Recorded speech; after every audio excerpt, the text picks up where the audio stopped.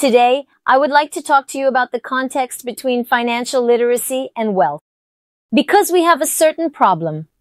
When we talk about money or financial matters, especially among the educated crowd, there is a tendency to experience a flight syndrome. We avoid learning.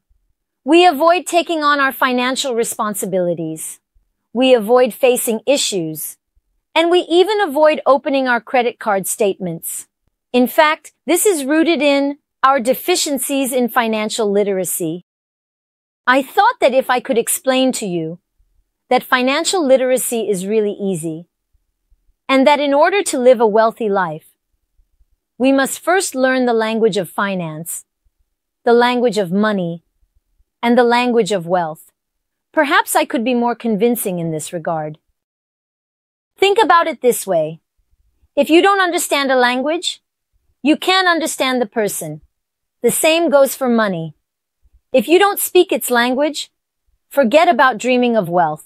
If you do not speak in his language, he will not understand you and will not open up to you. Now, let's start like this. What exactly is wealth? Think about it. There is a certain amount of money in the world. In fact, the definition of being rich is this. The more of that money you have, the richer you are.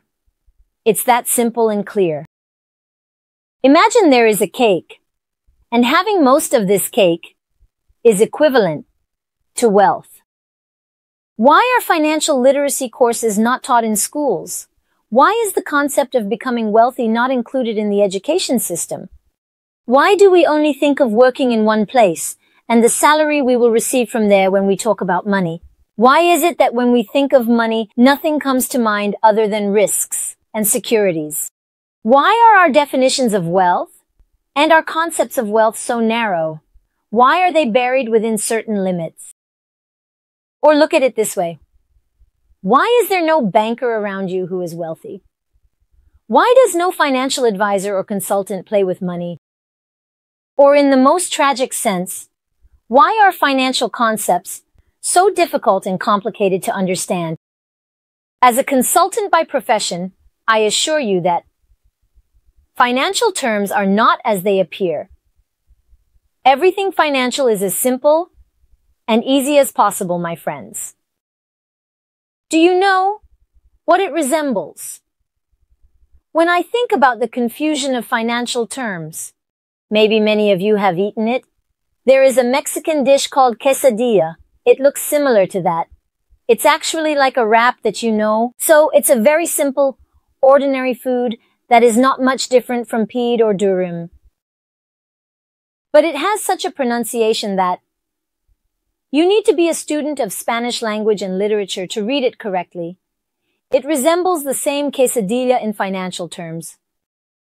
It seems very simple, but from the outside, it appears to be very flashy, as if there are many complex problems, solutions, and calculations involved. However, that is never the case. Therefore, what I want to say is this.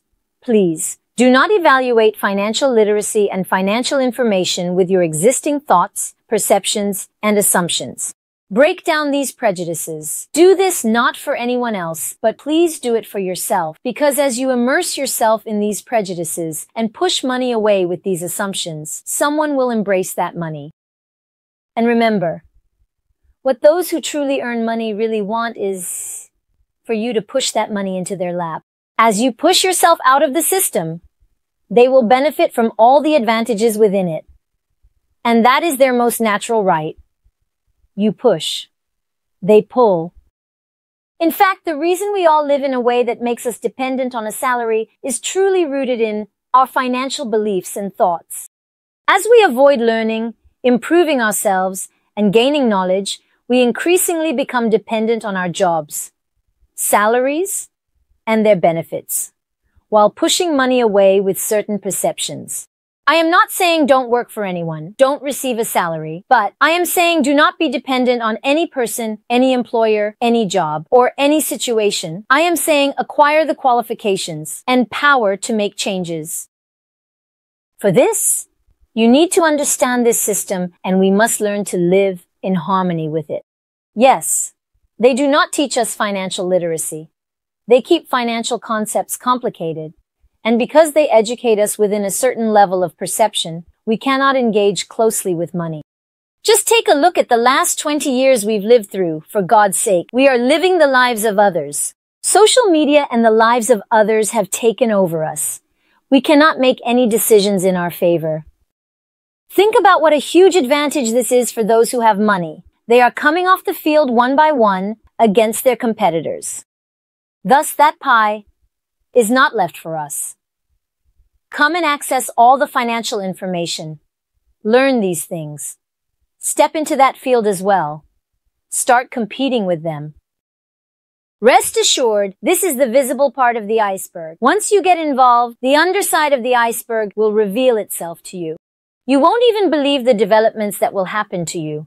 But for that, please choose wisely. Make your choices in favor of what they should be.